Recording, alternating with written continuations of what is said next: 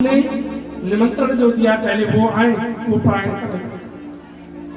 देखो राजन, आप जल लेकर के प्रायण कर लो।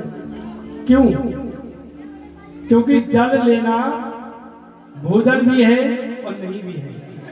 आपका संकल्प भी पूर्ण होगा और आपका जो प्रायण है वो भी हो जाएगा, कुछ नहीं बिगड़ेगा। आज ब्राह्मणों के कहने से जैसे जलपान करने के लिए तैयार हुए, सोई दुर्वासा जी आ गए। क्रोध आ गया, अरे मूर्ख, अरे अम्बरीश, तूने हमको भोजन के लिए निमंत्रण दिया और आज तू पहले हमसे पहले भोजन करता है। नहीं महाराज, मैं तो जल ग्रहण कर रहा था।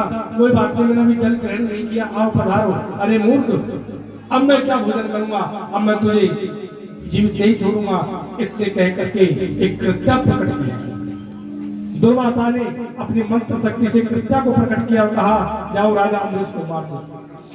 जैसे वो राजा अम्बरीश को मारने के लिए चली, तो आज राजा अम्बरीश ने दोनों हाथ जोड़ लिए और नारायण भगवान से प्रार्थना की, प्रभु यदि मैंने आपका अनन्य सेवक हूँ, भक्त हूँ, तो आज इस कृत्या से मेरे प्राणों की रक्षा करें।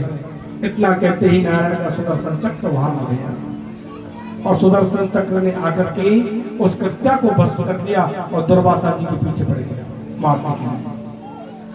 अब तो दुर्वासा जी ने देखा कि चक्र मारने के लिए आ रहा है। अब तो दुर्वासा जी दौड़ पड़े, दौड़ लगाई, दौड़े गए ब्रह्मा जी के पास। ब्रह्मा जी, इस सुदर्शन से मेरी रक्षा करो, ये मुझे मार देगा, जला देगा, भस्म कर देगा। ब्रह्मा जी ने कहा, भैया मैं कुछ नहीं कर सकता, ये तो नारायण का अस्त्र है, इससे तो तुम्हारी रक्षा मैं भी नहीं कर सकता। शंकर के पास गए, शंकर ने मना कर दिया। त्रिलोकी में घूमते हैं लेकिन कोई रक्षा नहीं करता। अंत में नारायण के पास गए।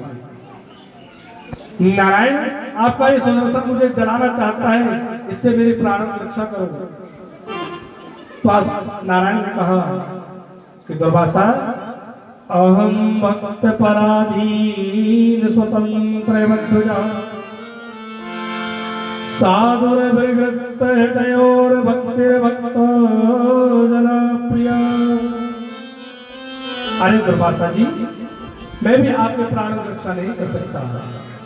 मैं तो संतों का दास हूँ, मैं तो भक्तों का दास हूँ। संत मेरे मुकुटमणि है, संत मेरे मुकुटमणि में संतों का दास है। तुम्हारी रक्षा कौन करेगा? जिसका अपराध तुमने किया है, वहीं जाओ, मैं तुम्हारी रक्षा नहीं कर सकता। आज पूरा 1 वर्ष हो गया, 1 वर्ष तक दुर्वासा जी आगे आगे पीछे सुदर्शन चक्र मारने के लिए पीछे जाता है, लेकिन कोई रक्षा नहीं कर पाएगा।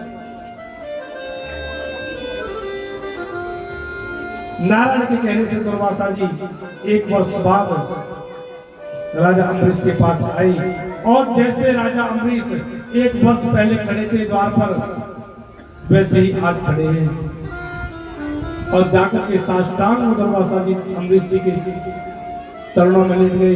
अम्बरीश जी, मुझे क्षमा करो। आज कहते हैं, अरे प्रभु मुझे क्यों अपराध बनाते हो? तो दुर्वासा जी कहते हैं, बात तो बाद में होंगी, पहले सुदर्शन को शांत करो, ये मुझे मार देगा।